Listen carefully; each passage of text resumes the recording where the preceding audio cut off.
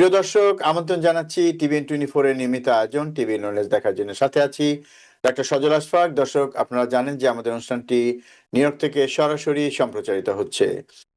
স্বাস্থ্য বিষয়ক এই অনুষ্ঠানের প্রতিটি পর্বে আমরা একটি বিষয় নিয়ে কথা বলি এবং আমাদের সাথে থাকেন একজন বিশেষজ্ঞ চিকিৎসক। দর্শক, আজকেও তেমনটি হচ্ছে, তবে আজকে আমরা সমসাময়িক একটি বিষয় নিয়ে কথা বলতে চাই। আপনারা জানেন যে প্রচন্ড শীত পড়ছে এবং সেই সাথে বাড়ছে কমন কোল্ডের ঝুঁকি।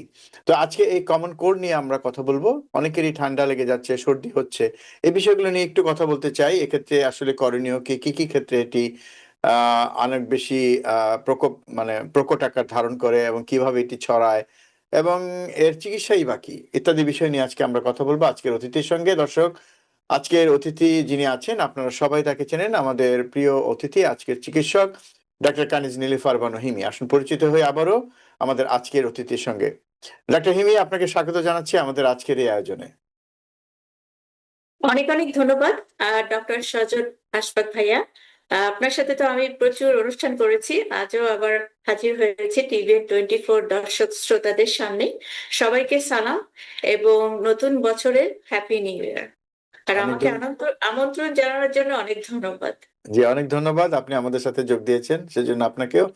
দর্শক, আমরা চলে যাই সরাসরি আলোচনা, যেটা বলছিলাম যে কমন কোল্ড। তা প্রথমেই আমি আজকের যিনি অতিথি ডক্টর কানিজ নীলিফার বানু হিমি, আপনার কাছে জানতে চাইবো, কমন কোল্ড একটা খুবই জেনারেল একটা টার্ম, এর মধ্যে অনেক কিছু থাকে। তো এই সময়ে এই যে শীতের নিউ ইয়র্ক এবং বা পশ্চিমা দেশগুলোতে শীত পড়েছে এবং এখন বাংলাদেশেও শীত পড়েছে। তো এই সময় যে কমন কোল্ডের যে ধারণাটা, আসলে এটা বলতে আমরা কি বুঝবো? ধন্যবাদ। আম, এটা হচ্ছে কমন কোল্ড বলতে আমরা যেটা বুঝি, এটা বেশিরভাগ সময় এটা ভাইরাল যে একটা ইনফেকশন হয়, সেটা এবং তার সাথে যে সিমটম গুলি হয়, সেটাকে আমরা আসলে কমন কোল্ড বলে থাকি। এবং এটা বছরে যে কোনো সময় হতে পারে, তবে আমরা ফল সিজনে এবং উইন্টার সিজনে যখন আমাদের তাপমাত্রাটা অনেক কমে যায়, তখন হুম, হুম। এটার প্রকোপটা অনেক বেড়ে যায়। তো সেজন্য একটা কমন নেম কমন কোল্ড। তো এটা আমাদের যেসব ওয়েস্টার্ন দেশে এবং যেখানে শীতের প্রকোপ অনেক বেশি, সেখানে আমরা কমন কোল্ডটা খুব বেশি পরিমাণে দেখতে পাই। আর টপিক্যাল যে কান্ট্রিগুলি আছে, যেমন আমাদের বাংলাদেশ এবং হুম, সাউথ হুম। ইস্ট এশিয়া, এখানে তো বেশিরভাগ সময় টেম্পারেচার অনেক ভালো থাকে, উপরের দিকে থাকে, সেজন্য এর প্রকোপটা অনেক কম দেখা যায়। কিন্তু যখন শীতের শুরুতে আমরা কিন্তু প্রচুর কমন কোল্ড সিমটম, যেটা মোস্টলি আমি আগেও বললাম, জি। এটা ভাইরাল ইনফেকশন, এবং সেটা আমরা কিন্তু দেখতে পাই। এবং এটার সিমটমটা একেবারে মাইল্ড থেকে শুরু করে একেবারে মানে সিরিয়াস কন্ডিশনে পর্যন্ত যেতে পারে এবং জীবন ঝুঁকির মধ্যেও পড়তে পারে। মানুষ মারাও যেতে পারে, যেটা আমরা দেখি আমাদের ওয়েস্টার্ন কান্ট্রিতে কিন্তু জি, প্রচুর মানুষ মারা জি, যায়। জি। আপনি মানে কারণ বলতে যে বললেন যে এটা বেশিরভাগ ক্ষেত্রে ভাইরাস জনিত। তো আমি যদি এভাবে বলি যে ভাইরাস জনিত কারণ ছাড়াও আর কোনো কারণ আছে কিনা, বা মোটামুটি ভাবে কোন কারণটা বেশি কমন? ধন্যবাদ আপনাকে। তো আমরা যেটা বলি কমন কোল্ড, এটা আসলে এটা ভাইরাল যে কোল্ডটা, যেটা ভাইরাল ইনফেকশন। হুম, হ্যাঁ। হুম। তো ভাইরাল ইনফেকশন দিয়ে শুরু হয়। আর এটা যদি আমরা মানে সবার ক্ষেত্রে না, বেশিরভাগ ক্ষেত্রে এটা মাইল্ড সিমটম হয় এবং রেগুলার একটা ট্রিটমেন্টের মাধ্যমে এটা বেশিরভাগ সময় আমরা দেখি হুম, হুম। 7 থেকে 10 দিনের মধ্যে সেটা মানুষ ভালো হয়ে যায়, বেশিরভাগ মানুষই ভালো হয়ে যায়। আচ্ছা। কিন্তু কোনো কোনো ক্ষেত্রে কিন্তু এটা আবার কমপ্লিকেশনস হতে পারে। সেটা কিছু গ্রুপ অফ পিপল আছেন যাদের মানে যাদের জন্য এইটা কমন কোল্ডটা যদিও ভাইরাল ইনফেকশন, কিন্তু হুম, এটা হুম।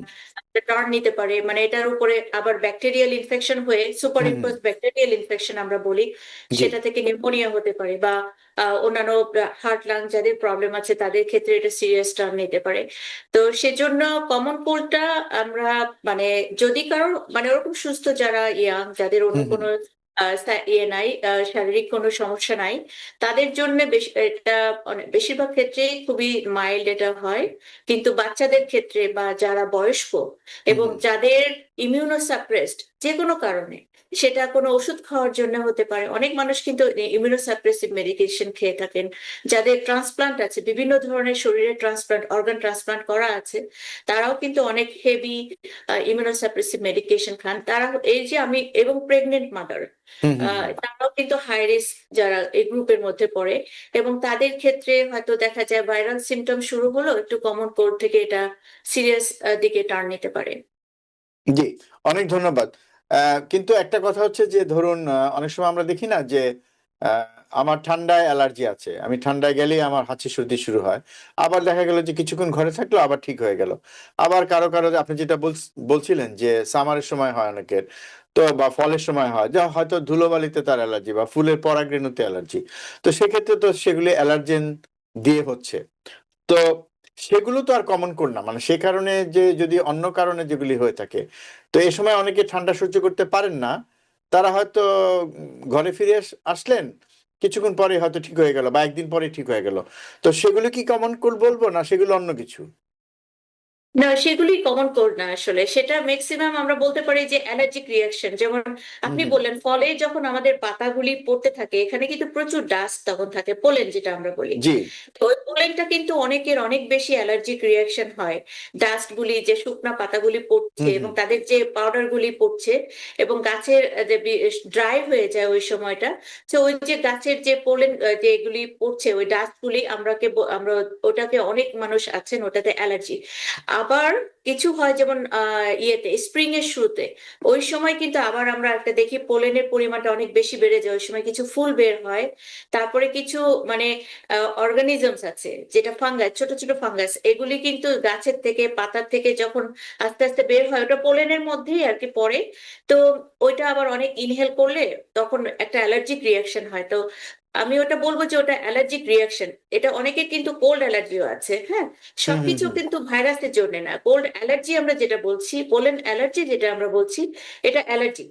কিন্তু সিমটমটা অনেকটা কোল্ডের মতো হয়, কারণ ওটা আমরা যখন ইনহেল করি তখন আমাদের নাকের মধ্যে গিয়ে ওখানে যে হুম, রিয়াকশনটা হুম, হয় হুম, আমাদের হুম, হুম। মিউকাসে, তারপর গলার মধ্যে যে রেসপিরেটরি যে সিস্টেম গুলির মধ্যে যখন যাচ্ছে এবং ডাউন টু দ্য লাং জি, অনেক সময় যাচ্ছে। আর অনেকের কিন্তু অ্যাজমা থাকলে তাদেরকে দেখা যায় অ্যাজমা বেড়ে যায়। বেড়ে যাচ্ছে। আমরা বলি যারা অ্যাজমা এক্সাজারবেশন, অনেকের হুম, ক্রনিক হুম। ব্রঙ্কাইটিস থাকে তাদের কিন্তু ওটা ট্রিগার করতে পারে। হুম, হুম। তো এটা যেহেতু ওটা ইনহেল করেই যাচ্ছে আমাদের লাংসে বা মুখে এখান থেকে যাচ্ছে, চোখে যাচ্ছে হুম, ডাস্ট হুম। গুলি, তো এটা প্রচুর ইচিং হয়। যেটা ডিফারেন্সটা হচ্ছে ভাইরাল যে কোড সিমটমটা, এখানে ইচিংটার থেকে সিমটম গুলি যেমন রানি নোজ, হুম, কনজেশন, হুম। কফ, সোর থ্রোট, ফিভার, মানে ফিভারিশ থাকে, ফিভার, লো গ্রেড ফিভার, অনেকের হাই ফিভার, যেমন ফ্লুতে অনেক সময় অনেক হাই হ্যাঁ, হ্যাঁ। ফিভার হয়।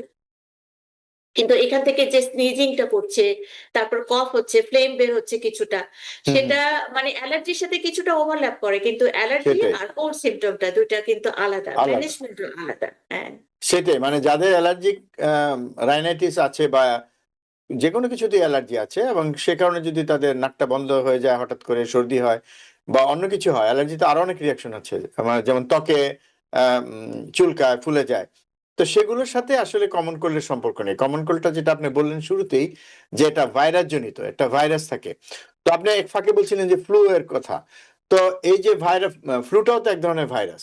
তো কমন কোল্ড এর যে কারণ এবং ফ্লু এর কারণ বা ফ্লু বা কমন কোল্ড যেটা বলি, দুটো কি একই রকম জিনিস? কমন তো একটা কমন টার্মস।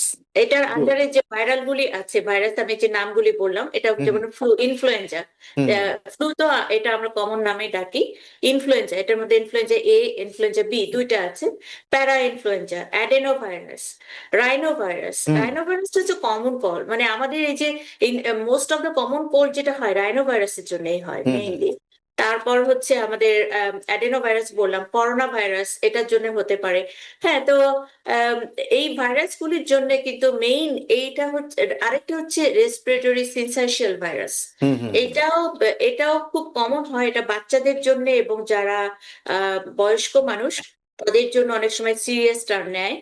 বিশেষ করে যাদের লাং ডিজিজ আছে, মানে chronic lung disease, emphysema, chronic bronchitis, হুম, হুম, হ্যাঁ, বা হুম, এরকম ধরনের যাদের লাং ডিজিজ বা হার্ট ডিজিজ আছে এবং যারা প্রিম্যাচিউর বেবি, তাদের জন্য এই এটার আরএসপি বলি আমরা এটা। হুম, হুম, হুম, আহ, তো রেসপিরেটরি সিনসাইশিয়াল ভাইরাস, এটার ভাইরাল ইনফেকশনটা হলে এটা কমন কোল্ড দিয়ে শুরু হয়, হুম, কিন্তু হুম, যারা হাই রিস্ক ফ্যাক্টর, যারা গ্রুপের, তাদের ক্ষেত্রে অনেক সময় খুব সিরিয়াস, অনেক সময় ইন্টুবেশন করা লাগে বা হসপিটালাইজেশন করা লাগে।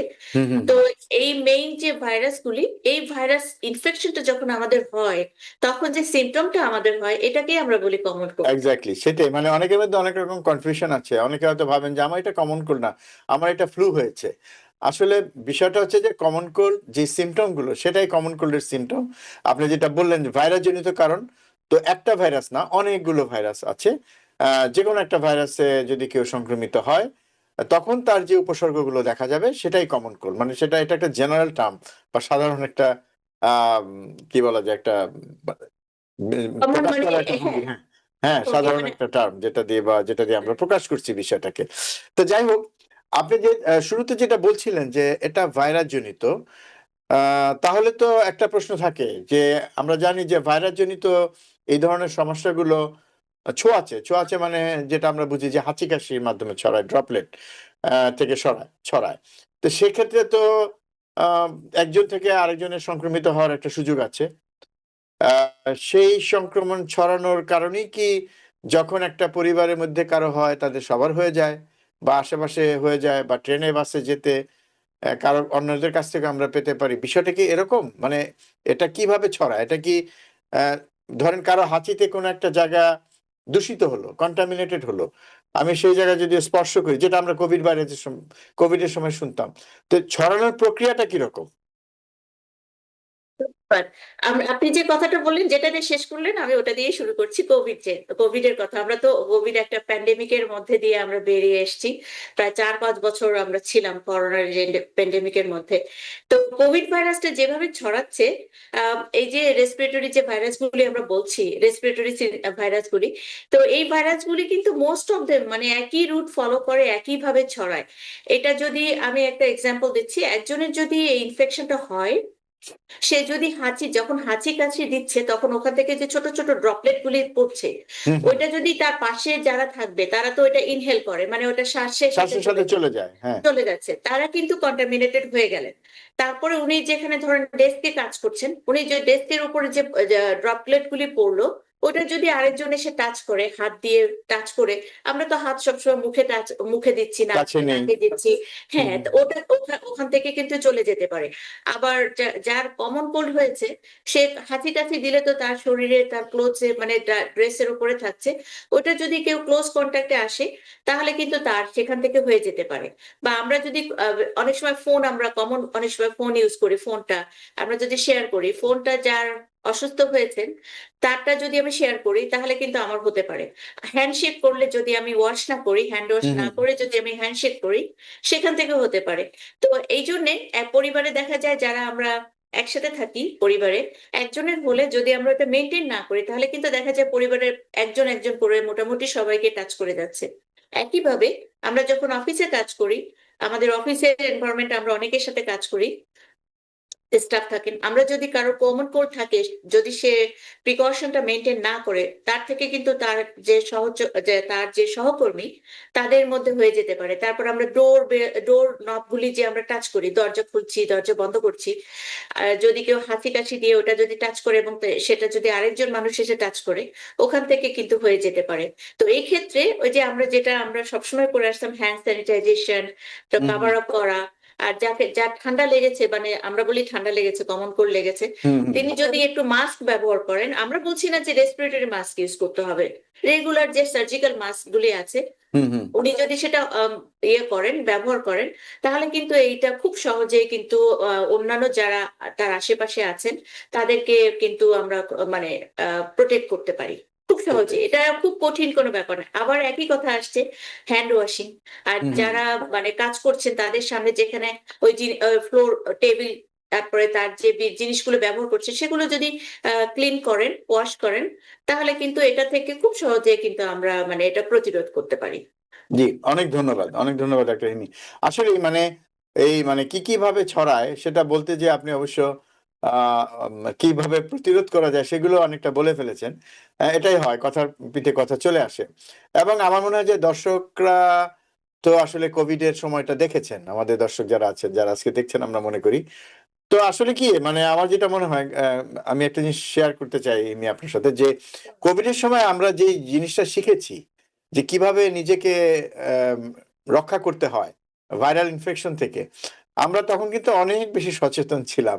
এবং যেটা আমি শুনেছি, আমি জানি না সত্য কিনা যে কোভিড এর সময়ে বা কোভিড এর পরবর্তী সময়গুলোতে এই যে কমন কোল্ড বা ভাইরাস জনিত যে ইনফেকশন বা ফ্লু সেটার প্রকোপ অনেক কম ছিল। যেহেতু আমরা কোভিডের যে প্রতিরোধ ব্যবস্থা সেটা আমরা শিখে গিয়েছিলাম, কিন্তু যা হয় আর কি, এখন যেহেতু আবার কোভিড এখন ফিরে গেছে, কোভিড নেই কিন্তু আমরা আবার আগের অবস্থায় ফিরে আসছি ধীরে ধীরে, যে কারণে কমন কোল্ডের সিমটম অনেক বেশি হচ্ছে। এবার আমরা ফ্লুর প্রচুর সংক্রমণ দেখছি অনেকের মধ্যেই, নতুন ধরনের উপসর্গ নিয়ে হাজির হচ্ছে, এটাই হয়। তো ভাইরাল ইনফেকশন হলে স্বাভাবিকভাবেই এটা ছোঁয়াচে, এবং আপনি বললেন খুব সুন্দরভাবে যে কিভাবে এটি ছড়ায়, এবং সে থেকে আমাদেরকে আসলে আহ, বাঁচার উপায়গুলো আপনি কিছুটা বলেছেন। তারপরে যদি আবার নতুন করে একটু গুছিয়ে বলেন যে শুধুমাত্র যে কিভাবে আমি এটা প্রতিরোধ করতে পারবো। আমার মনে হয় যে এর মধ্যে যদি ভ্যাকসিনের বিষয় থাকে আপনি সেটিও অ্যাড করবেন। অনেক অনেক ধন্যবাদ। আপনি অনেক সুন্দর একটা প্রশ্ন করেছেন এবং আপনার সাথেই আমি একসাথে সম্পূর্ণ একমত। আর আমরা যারা বিশেষ করে যাদেরকে পাবলিক ট্রান্সপোর্ট ইউজ করতে হয়, মানে এই সময় এইটা কিন্তু যেমন একটা সাবওয়ের মধ্যে একটা কারের মধ্যে একটা ক্যাবিনেটের মধ্যে অনেক মানুষ থাকেন। একজন যদি মানে হাঁচি কাশি দেন, ওখানে যতগুলি মানুষ থাকে ছড়িয়ে যেতে পারে। একই কথা বাসের মধ্যেও। তারপরে যে সমস্ত শহর একটু ক্রাউডেড, যেমন নিউ ইয়র্ক সিটি, হুম হুম এখানে আমাদের পথে প্রান্তরে দোকানে সবখানে কিন্তু মানুষ চলাচল করছে এবং অত্যন্ত ক্রাউডেড অ্যাপার্টমেন্ট কমপ্লেক্স গুলির মধ্যে যেখানে হুম ক্লোজ, এখানেও কিন্তু একজন যদি যখন সিঁড়িতে উঠছেন ওনার থেকে ছড়াতে পারে। তো এখন এইটা আমরা যেটা বললাম যে হাইজিনটা মেনটেন করলে, যে এইটা আমরা যদি যেটা করোনার সময় আমরা খুব ভালোভাবে শিখেছি এবং এই জন্য কিন্তু ওই সময়টা আপনার সাথে একেবারে একমত, ওই সময় কিন্তু আমরা ফ্লু বা এই কমন কোল্ড যে ভাইরাস ইনফেকশনটা অনেক কম ছিল। এখন আমাদের হসপিটালে প্রচুর পেশেন্ট আসছে যে ফ্লু নিয়ে আসছে এবং তার মাঝে মধ্যে কিছু কিছু পেশেন্টে দেখা যাচ্ছে কোভিডও আছে। কারণ হচ্ছে যে আমরা সে আগের মতো প্রিকশনটা নিচ্ছি না। এখন আমরা আগের মতোই মানে অনেক আগে যেভাবে আমরা খুব সুন্দরভাবে চলাফেরা করতাম ওইভাবেই চলাফেরা করছি, কিন্তু একটু প্রিকশন আমাদের নেওয়া উচিত। এটা তো আমাদের মানে প্রিকশন থাকলো, কিন্তু এখন কিভাবে অন্য মেথডও আছে এটা মানে এটাকে প্রিভেন্ট করার জন্য বা সিভিয়ারিটিটা কমানোর জন্য। তো আমি যদি ফ্লু থেকে শুরু করি, এবারে ফ্লুর আমরা খুব প্রকোপটা দেখতে পাচ্ছি। এটা কমিউনিটিতে দেখতে পাচ্ছি, হসপিটালে দেখতে পাচ্ছি। প্রত্যেক দিনই মানে মানে অনেক পেশেন্ট আসছে ইমার্জেন্সিতে, হয়তো অন্য কোনো কারণে আসছে, আমরা সোয়াব করে দেখি যে ফ্লু পজিটিভ, এরকমও হুম আছে। হার্টের প্রবলেম নিয়ে আসছে, এবার দেখা ফ্লুটা সোয়াব করে দেখা গেলো ইনফ্লুয়েঞ্জা এ পজিটিভ। তো এটাকে প্রতিরোধ করার জন্য আমাদের কিছু কিছু ব্যবস্থা আছে। আমি ফ্লুর একটা সুন্দর একটা ভ্যাকসিন আছে। হুম এই হুম ফ্লুর ভ্যাকসিনটা আমরা যদি প্রতি বছর নেই, এটা প্রতি বছর নিতে হয়। তো সেটা 6 মাস বয়স থেকে একেবারে উপরে কোনো আনলিমিটেড বয়স সবার জন্য। তো 6 মাস বয়স থেকে এটা শুরু করতে হয়। তো এটা একেবারে 100% মানে এটা প্রতিরোধ করতে পারে না। তবে এটার অ্যাডভান্টেজটা হচ্ছে যে এটার হসপিটালাইজেশন এবং ফ্লু থেকে যে সিরিয়াস কমপ্লিকেশনস গুলি হয়, তো এই কমপ্লিকেশনসটা হসপিটালাইজেশন এবং যাদের হ্যাঁ শোনা যাচ্ছে। হ্যাঁ হ্যাঁ শুনতে পাচ্ছি। তো যাদের মানে একটু বয়স্ক, যাদের অন্যান্য শারীরিক সমস্যা আছে, হুম হুম যাদের ইমিউনো কম্প্রোমাইজড, তাদেরকে আমি অনুরোধ করব TVN24 এর মাধ্যমে আপনারা অবশ্যই মানে কোনো গড়িমিসি না করে, অবহেলা না করে আপনারা ফ্লু শটটা নেবেন। ফ্লু শটটা কিন্তু অনেক সেফ। এটা হয়তো অনেকের একটু লোকাল রিয়াকশন হয় বা কিছু কিছু মানুষের এটা খুবই কম যে এটা ফ্লুর ভ্যাকসিনটা নেওয়ার পরে একটু হুম ফ্লুর হুম মতো একটু হালকা সিমটম হয়। হুম কিন্তু হুম এটা থেকে কিন্তু অনেক বড় হচ্ছে যে ফ্লুর যে ভয়াবহ যে দিকটা আছে ওইখান থেকে আমরা কিন্তু সহজেই মানে এটা ফ্লু ভ্যাকসিনটা নিলে এটা প্রতিরোধ করে একেবারে বাচ্চাদের। তারপরে ধরেন অন্যান্য ভাইরাসের RSV, আমি যেটা বলছি যে রেসপিরেটরি সিনশিয়াল ভাইরাস, এই ভাইরাসটাও কিন্তু যা আমি আবারও একটু রিপিট করছি, এটা বাচ্চা যারা বিশেষ করে প্রিম্যাচিওর এবং বয়স্ক মানুষ, হ্যাঁ হুম RSVর যে ভ্যাকসিনটা আছে ওই ভ্যাকসিনটা কিন্তু প্রিম্যাচিওর বেবি যাদের তাদের জন্য এটা রিকমেন্ডেড, এটা পাওয়া যায়। এবং যারা মানে যাদের ক্রনিক ব্রঙ্কাইটিস, COPD বা অন্যান্য ডিজিজ আছে হুম তাদের হুম জন্য কিন্তু এটা অ্যাপ্রুভ করে, ইন্স্যুরেন্স এটা কভার করে। তো তারা যদি এই ভ্যাকসিনটা নিয়ে নেন, যেমন RSV ভাইরাসের কথা কেন বলছি, ফ্লুর কিন্তু ট্রিটমেন্ট আছে, আমাদের টাইমি ফ্লু বা অন্যান্য মেডিকেশন আছে, জি কিন্তু RSV ভাইরাসে তেমন কোনো ভালো ট্রিটমেন্ট নাই। যে মেডিসিনটা আমরা ইউজ করি হুম সেটা হুম সবসময় আমরা ইউজ করতে পারি না, এটার অনেক সাইড এফেক্ট আছে। শুধুমাত্র যারা মানে অত্যন্ত হাই রিস্ক, হয়তো যাদের মৃত্যু ঝুঁকি বেশি, তাদের ক্ষেত্রে আমরা এটা ব্যবহার করি। তো এরপরে করোনা ভাইরাসটা কিন্তু এখনো মানুষের মধ্যে হচ্ছে, আগের মতো অত সিরিয়াসনেসটা নাই, কিন্তু সেটাই। হচ্ছে।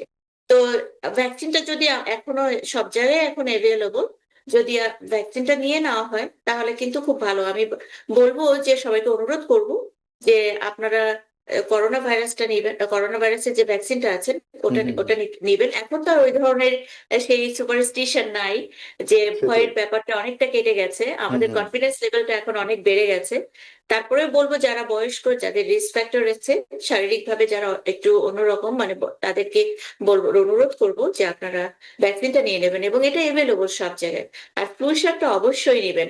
আমি আপনাকে বলছি, আমিও কিন্তু ফ্লু শট নিয়েছি। সময় হলো বিরতি নেবার।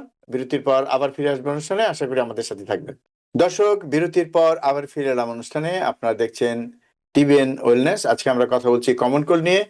আমরা কমন কোল্ডের উপসর্গ, তারপরে কি কি কারণ এবং কিভাবে সেটি প্রতিরোধ করা যায় ইত্যাদি বিষয় নিয়ে আমরা ইতিমধ্যে কথা বলে ফেলেছি। প্রতিরোধ করার ক্ষেত্রে যেটা হচ্ছে যে প্রথমত যে আপনি আহ, যখন পাবলিক ট্রান্সপোর্টে যাবেন, ধরেন ট্রেনে বা বাসে যাবেন, আপনি অবশ্যই মাস্ক ব্যবহার করবেন এবং কাজে যেয়ে এবং ঘরে ফিরে আপনি অবশ্যই হাতটা ধুয়ে নেবেন, কারণ আপনার হাতের মধ্যে যেভাবে হোক ভাইরাস চলে আসতে পারে।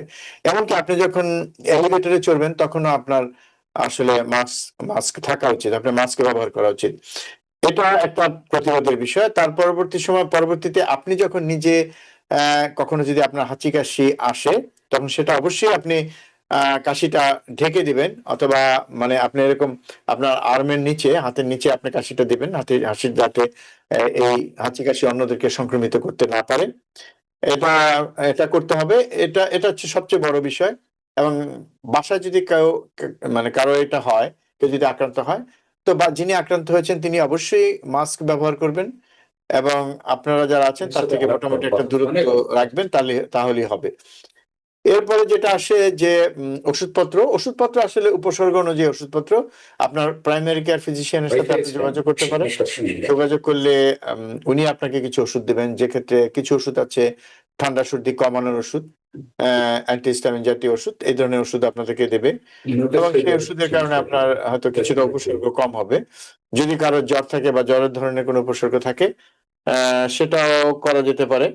প্রিভেনশন লাইক আমরা এখানে যে যেটা বলতে আমরা যেটা শুরু করেছিলাম, সেই সেখান থেকে আবার যাচ্ছি, যে প্রিভেনশনটা হচ্ছে ফার্স্ট হচ্ছে আমাদেরকে এই যখন সিজনটা যখন শুরু হয়, শুরু থেকেই কিন্তু আমাদের ভ্যাকসিন গুলি এভেলেবল থাকে, ফ্লু ভ্যাকসিন এবং অন্যান্য ভ্যাকসিন। তো আপনারা যারা রিকোয়ারমেন্ট, তাদের ভ্যাকসিন গুলি প্রাইমারি কেয়ার অফিসে পাওয়া যায়। আপনি মানে যে কোনো জায়গায় ফার্মেসি থেকেও পাওয়া যায়, সিভিএস ফার্মেসি বা অন্যান্য ফার্মেসি থেকেও কিন্তু ভ্যাকসিন গুলি দেওয়া হয়। তো ভ্যাকসিন গুলি পেতে কিন্তু তেমন কোনো অসুবিধা হয় না। এটা একটা।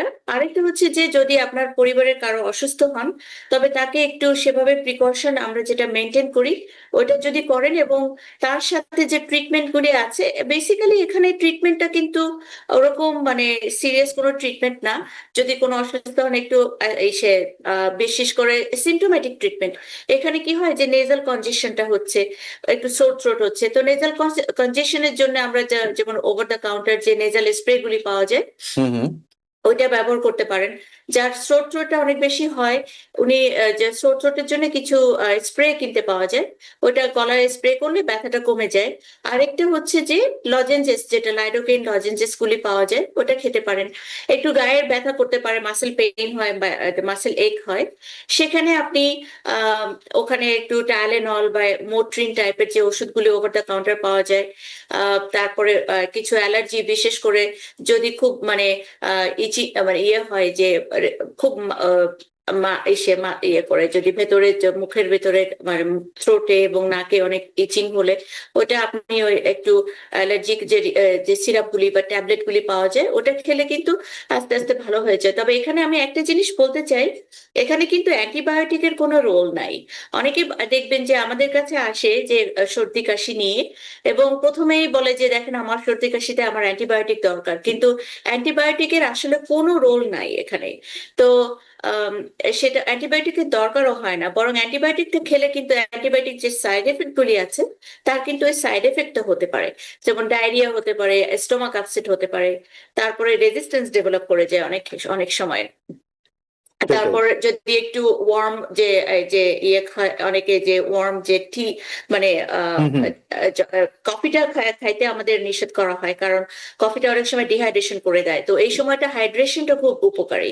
তো আপনি স্যুপ খেতে পারেন, একটু গরম স্যুপ খেতে পারেন, বা যদি একটু লেমন ওয়াটার ওটা খেতে পারেন, একটু ওয়ার্ম ওয়াটার খেতে পারেন।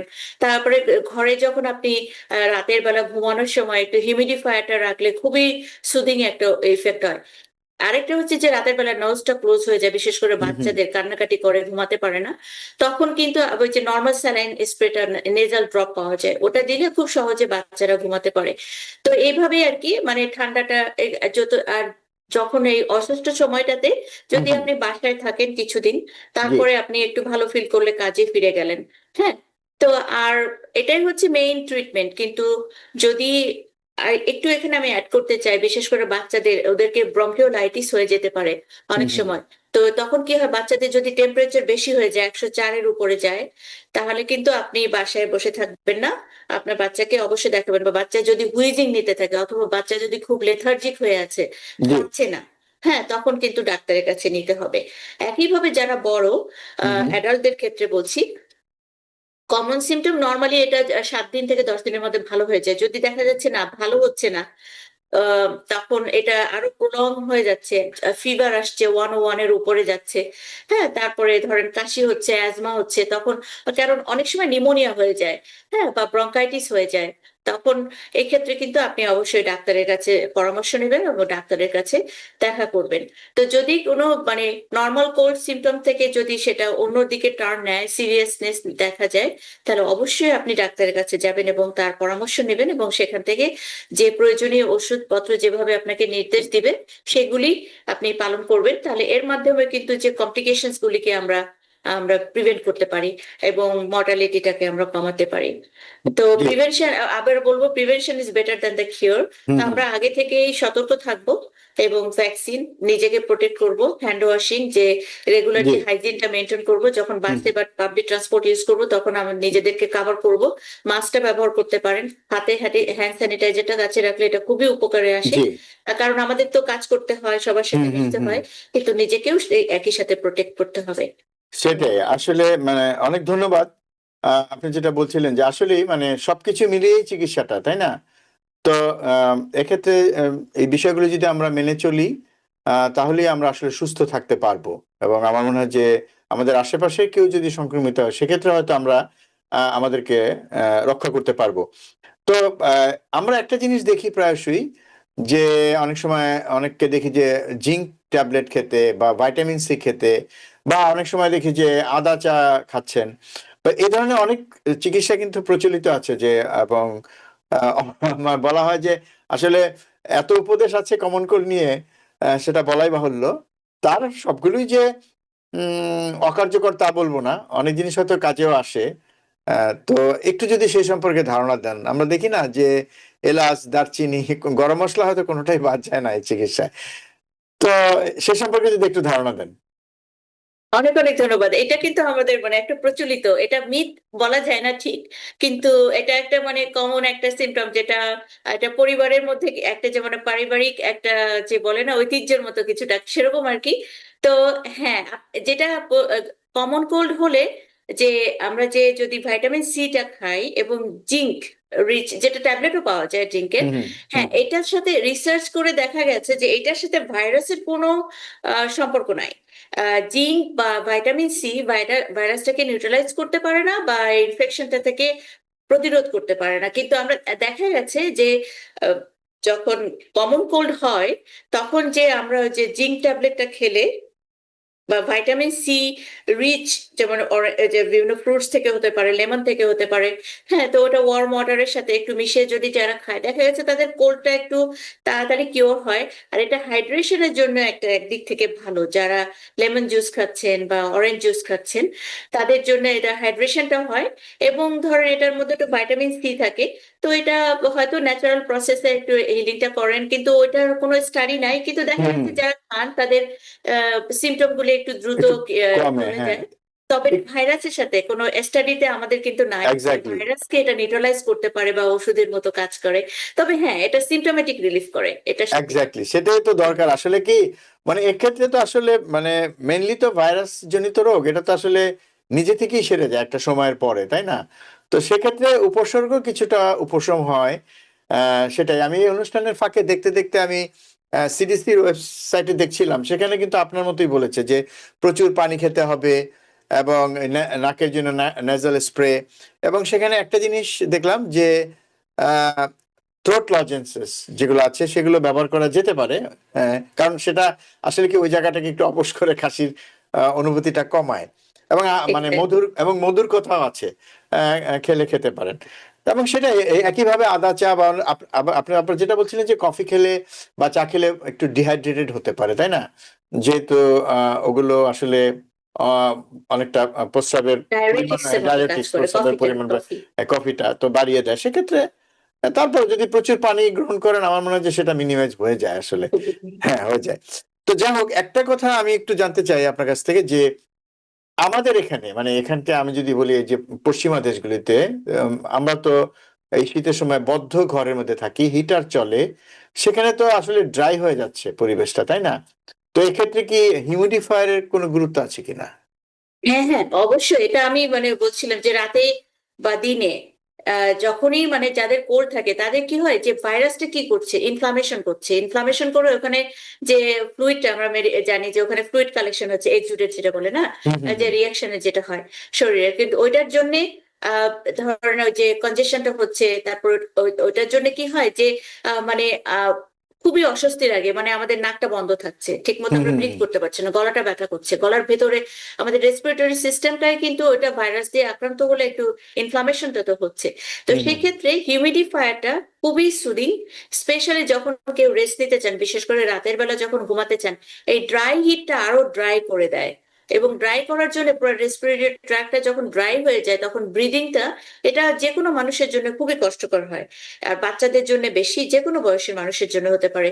তো সেক্ষেত্রে হিউমিডিফায়ারটা কিন্তু খুবই গুরুত্বপূর্ণ, এবং এটা বিশেষ করে রাতে ঘুমানোর জন্য হুম হুম এটা যখন পাশে যে রাখা যায় যদি, সেটার জন্য তার ঘুমের, এবং এটা বলা হচ্ছে যে হিউমিডিফায়ারটা ঘুমানোর আগে একটু ডিকনজেস্টেন্ট কোনো মেডিকেশন এবং হিউমিডিফায়ার পাশাপাশি থাকলে হুম রাতের হুম ঘুমটা যে কোনো মানুষ ঘুমাতে পারবেন।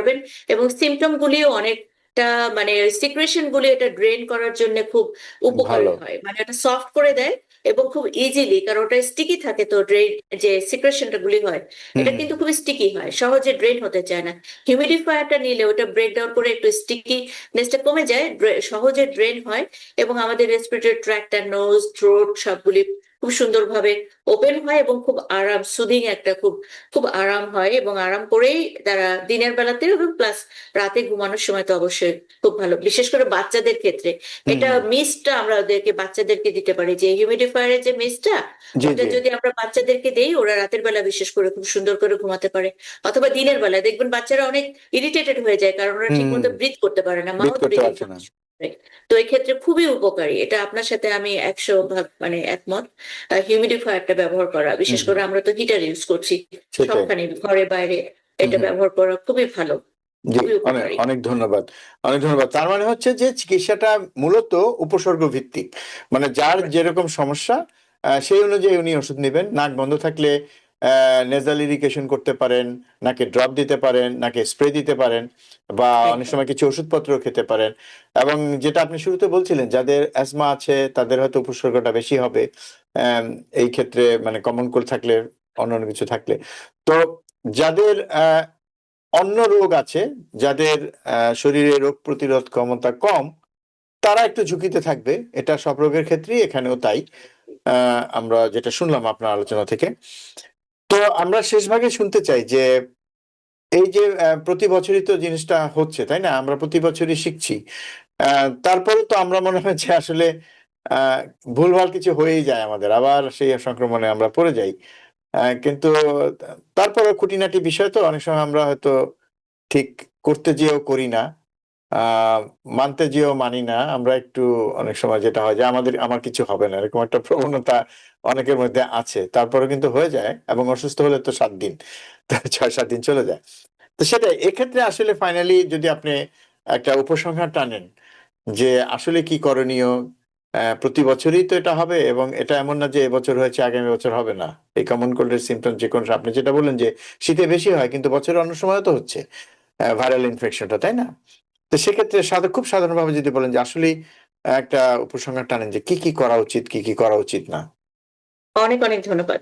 তো এক্ষেত্রে আমি যদি ঘর থেকে শুরু করে একেবারে ইন্টারন্যাশনাল লেভেলে যদি যাই তখন। তো যেহেতু আমরা যেখানে আমাদের শীতের প্রকোপ বেশি আমরা জানি এটা হয় এবং আমরা জানি এটা হবে। তো সেক্ষেত্রে আমাদের যেটা আমরা মানে এই যে ট্রিটমেন্টের ব্যাপারে বা প্রতিরোধ যে ব্যবস্থাগুলি আছে সেটার ব্যাপারে যে বাধাটা আমরা দেখতে পারি এখানে কিন্তু সুপারস্টিশন একটা জিনিস কাজ করে। বিশেষ করে ভ্যাকসিনের ক্ষেত্রে। হুম, এটা হুম। ভ্যাকসিনটা সবার মধ্যে এক ধরনের একটা সুপারস্টিশন আছে। তো সেটা আমি মানে একটু দর্শক শ্রোতাদের বোঝার জন্য একটু শেয়ার করছি। অনেকে মনে করেন এই ভ্যাকসিনটা হচ্ছে যে এটা একটা বাইরের একটা প্রোডাক্ট, এটা আমাদের শরীরের মধ্যে ঢুকিয়ে দেওয়া হচ্ছে এবং এটা আমাদের শরীরের অনেক ক্ষতি করবে। হ্যাঁ, এটার কোনো দরকার নাই। এটা এটার জন্য আমাদের শরীরের ক্ষতি হবে, দরকার নাই। এটা কিন্তু আমরা প্রচুর দেখি এবং এটা আসলে সম্পূর্ণ ভুল ধারণা। এই ভ্যাকসিন গুলি তৈরি করা হয় ওরা মনে এবং অনেক পেশেন্টও বলেন যে ওইটা তো আমার শরীরের মধ্যে ভাইরাসটাই ঢুকিয়ে দিচ্ছেন। ভাইরাসটা তো আমাকে এমনি সিক করে দিবে, কেন আমি ভ্যাকসিন নিব না? তো আমরা তাদেরকে বলি এটা আসল ভাইরাস না, এটা ভাইরাস থেকে মানে ভাইরাসের একটা অ্যান্টিজেন ইউজ করে ভ্যাকসিনটা তৈরি করা হয়। ওটা তো আবার অন্যদিকে চলে যাবে, যেটা আমরা করোনার সময় আমরা কিন্তু অনেক সুপারস্টিশন আমরা ফেস করেছি। সেটাই। অনেকে বলেছে মাইক্রোচিপস ঢুকিয়ে দেওয়া হয়। হ্যাঁ, অনেকে বলছেন যে মরা মানুষের যারা ছোট বাচ্চাদের নাড়ি থেকে তৈরি করা হয়। অনেকে বলেন যে প্লাসেন্টা বা ওরকম কিছু থেকে তৈরি করা হয়। এই ধরনের বহু সুপারস্টিশন আমরা কিন্তু দেখেছি। কিন্তু আলটিমেটলি আমরা এই যে করোনাটাকে কিন্তু মানে প্যান্ডেমিক থেকে বের হতে পেরেছি, সেটা বলা যায় মানুষের সচেতনতার জন্য। ভ্যাকসিনের রোলটা অনেক বেশি ছিল।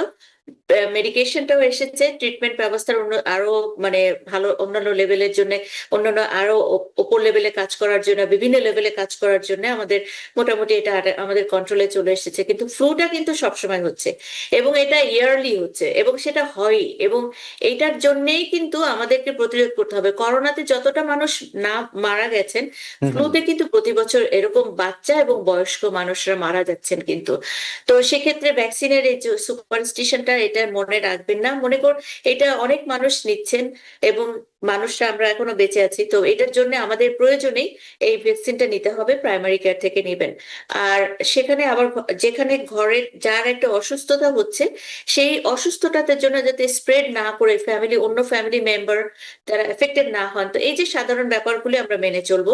ট্রান্সপোর্টেশনে যখন যাব মেনে চলবো, অফিস আদালতে যখন যাব মেনে চলবো। আবার কারোর যদি অসুস্থ হয়ে যান, প্রপার ট্রিটমেন্ট সময়ে আমরা ট্রিটমেন্টটা করাবো এবং ডাক্তারের সাথে যোগাযোগ করব। অনেকে কিন্তু ডাক্তারের কাছে যেতে চান না, যখন যান তখন দেখা যায় অনেকটা কমপ্লিকেশন হয়ে যাচ্ছে। আমাদের ইমার্জেন্সি রুম খোলা থাকে, আর্জেন্ট কেয়ার খোলা আছে, প্রাইমারি কেয়ার খোলা আছে এবং এই ট্রিটমেন্ট ব্যাপারে আমাদের কোনো অসুবিধা হওয়ার কথা না। এখানে যদি কেউ বলেন যে আমার তো ইন্স্যুরেন্স নাই আমি পাবো না, কিন্তু ভ্যাকসিন গুলো কিন্তু পেতে অসুবিধা হয় না। ইমার্জেন্সি রুম ভিজিটের জন্য কিন্তু অসুবিধা হয় না। আর আরেকটা এই সচেতনতাটা থেকে আমরা কিন্তু আমাদের মানে এটা প্রিভেনশন এখানে যে কোল্ড সিমটম বা ভাইরাল ইনফেকশন, যে কোনো viral infection prevention is better then the cure. কারণ মোস্ট অফ দ্য ভাইরাস ইনফেকশনে কিন্তু ট্রিটমেন্টটা অত সহজে থাকে না। তো ট্রিটমেন্টটা হচ্ছে সিমটোম্যাটিক ট্রিটমেন্ট দেওয়া হয়। আর এখানে আরেকটা জিনিস আরেকটু আমি যেটা বলতে চাচ্ছি, বিশেষ করে বাচ্চাদের ক্ষেত্রে আমরা দেখি যে বাচ্চারা অনেক সাফার করেন। তো বাচ্চাদের ভ্যাকসিনটা 6 মাসের উপরে যারা আছেন তাদেরকে অবশ্যই ট্রিটমেন্ট করাবেন এবং তার যিনি পেডিট্রিশিয়ান আছেন পেডিট্রিশিয়ানের সাথে যোগাযোগ করবেন। কারণ বাচ্চাদের যদি কমপ্লিকেশন হয়ে গেলে ভাইরাল ইনফেকশনটা অত্যন্ত বাচ্চাদের জন্য অনেক কষ্টকর হয় এবং এটা অনেক সময় মৃত্যু ঝুঁকি বাড়িয়ে দেয়। এবং যারা প্রেগনেন্ট মাদার আছেন তাদেরকে বলবো আপনারা অবশ্যই সময় মতো ভ্যাকসিন নিয়ে নেবেন। যারা ডে কেয়ারে থাকেন, নার্সিং হোমে থাকেন হুম, এবং যাদেরকে অন্যান্য মানুষের সঙ্গে থাকতে হয়, হ্যাঁ তাদের বিশেষ করে বাচ্চারা ডে কেয়ারে যাচ্ছে, তাদের জন্য ভ্যাকসিনটা অত্যন্ত গুরুত্বপূর্ণ এবং আর্লি কোনো সমস্যা বা কোনো সিমটম দেখা দিলে যত তাড়াতাড়ি সম্ভব ট্রিটমেন্ট শুরু করতে হবে, হুম, যে কমপ্লিকেশনস থেকে না হয়। যারা নার্সিং হোমে থাকেন, যারা গ্রুপ হোমে থাকেন, এবং যারা বয়স্ক, আমাদের যারা সিনিয়র সিটিজেন আছেন, হুম, হুম, তাদের দায়িত্ব তারা যদি নাও নেন, তাদের পরিবারকে আমি মানে অনুরোধ করব যে আপনারা তাদেরকে ভ্যাকসিনটা নেবেন, এবং সময় মতো ভ্যাকসিনটা, যেটা আমরা শুরু করি হুম, হুম, সেপ্টেম্বর থেকে এন্ড অফ দ্য মার্চ পর্যন্ত আমরা ভ্যাকসিন দেই। এটা সব জায়গায় এভেলেবল, কেউ বলতে পারবেন না যে এখানে ভ্যাকসিন পাওয়া যাচ্ছে না বা সেটাই। এভেলেবল নয়। ভ্যাকসিন গুলো নিয়ে নেবেন।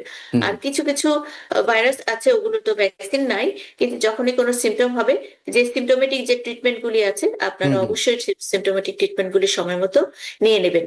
আর প্লিজ আপনারা যে আমাদের হাইজিন যেটা মেনটেন করতে হয়, সেটাই। প্লিজ এটা মেনটেন করবেন। তাহলে দেখবেন আমরা কিন্তু অনেকেই ভালো থাকতে ভালো পারবো, থাকবো। ভাবে ভালো থাকতে সেটাই, পারবো। সেটাই। অনেক আপনি অনেক ধন্যবাদ। অনেক ধন্যবাদ। আপনি খুব সুন্দরভাবে বিস্তারিত বললেন ভ্যাকসিন গুলোর কথা এবং ভ্যাকসিনের গুরুত্বের কথা। তো দর্শক, আমরা অনুষ্ঠান শেষ করব। আমি ডাক্তার হিমির কথা ধরে, মানে সূত্র ধরে বলতে চাই যে ভ্যাকসিনই কিন্তু এক্ষেত্রে আপনাকে অনেকটাই এই যে কমন কোল্ডের যে সমস্যা তা থেকে আপনাকে মুক্তি দিতে পারে। এবং আরো একটি কথা যেটা আমরা কখনো মানে এই পরিসংখ্যানটা তুলে ধরি না, সেটা হচ্ছে যে এই কমন কোল্ডের কারণে যে ভাইরাল ইনফেকশনের জন্য এটা হচ্ছে, তার কারণে কিন্তু প্রতি বছর হাজার হাজার মানুষ মারা যায়। সেই পরিসংখ্যানটা আমরা তুলে ধরি না, কারণ সেই পরিসংখ্যানটা কিন্তু সুখকর নয়, অনেক ভয়ঙ্কর একটা তথ্য। তো এটা আমাদের মনে রাখতে হবে। অনেকেই কিন্তু মৃত্যুবরণ করছেন, অনেক জটিলতায় পড়ছেন, বাচ্চারা তো বিশেষ করে আরো ঝুঁকিতে থাকেন, যেটা আজকের অতিথি হিমি বললেন। তো আমি শেষ ভাগে হিমির সূত্রে যেটা বলতে চাচ্ছিলাম যে ভ্যাকসিন, ভ্যাকসিন, ভ্যাকসিন। কারণ ভ্যাকসিন হচ্ছে ছাতার মতো। আপনি বৃষ্টিতে ছাতা নিয়ে বের হলে আপনি ভিজবেন না, কিন্তু এটা ঠিক, আপনার ছাতার আকারটা যদি বড় হয় আপনি কম ভিজবেন, ছাতার আকারটা ছোট হলে একটু বেশি ভিজবেন, কিন্তু আপনি ভিজবেন না। কিন্তু আপনি কিন্তু মোটামুটি না ভিজে একটা আপনার গন্তব্যে পৌঁছতে পারবেন। কাজে ভ্যাকসিন কিন্তু সেরকম শতভাগ কার্যকরী না। তবে আপনি যদি নিয়মিত ভ্যাকসিন নেন এবং আপনি যদি ভালো থাকার জন্য স্বাস্থ্যকর যেসব পন্থা আছে সেগুলো মেনে চলেন এবং খাবার দাবার, ভালো খাবার দাবার খান, স্বাস্থ্যকর খাবার দাবার খান, সেক্ষেত্রে তো আপনার ইমিউনিটিটাও ভালো থাকবে, তাই না? তো সব মিলিয়ে আপনি ভালো থাকতে হলে কিন্তু ভ্যাকসিনটা আপনাকে এক ধরনের প্রোটেকশন দিচ্ছে। তো এটুকু বলে শেষ করতে চাই। দর্শক, আপনারা যারা আমাদের সাথে ছিলেন আপনাদেরকে ধন্যবাদ, এবং আজকের অতিথি ডাক্তার কানিজ নীলিফার বনি হিমি, আপনাকে অনেক ধন্যবাদ আমাদের সাথে যোগ দেওয়ার জন্য। দর্শক, অনেক অনেক ধন্যবাদ। জি, দর্শক, আজকে যারা ছিলেন আমাদের সাথে, আমাদের কিছুটা ইন্টারনেট জনিত সমস্যা হয়েছিল মাঝখানে, তো আমরা সেজন্য আন্তরিকভাবে দুঃখিত। দর্শক, আগামীতে আবার দেখা হবে অন্য কোনো বিষয় নিয়ে। সবাই ভালো থাকবেন, সুস্থ থাকবেন। আল্লাহ হাফেজ। TBN 24 টেলিভিশন দেখতে আজই কল করুন 7187776556। লগ ইন করুন www.totalcablebd.com। নিউ ইয়র্ক থেকে সম্প্রচারিত TBN 24 টেলিভিশন বিশ্বজুড়ে বাঙালির কণ্ঠস্বর।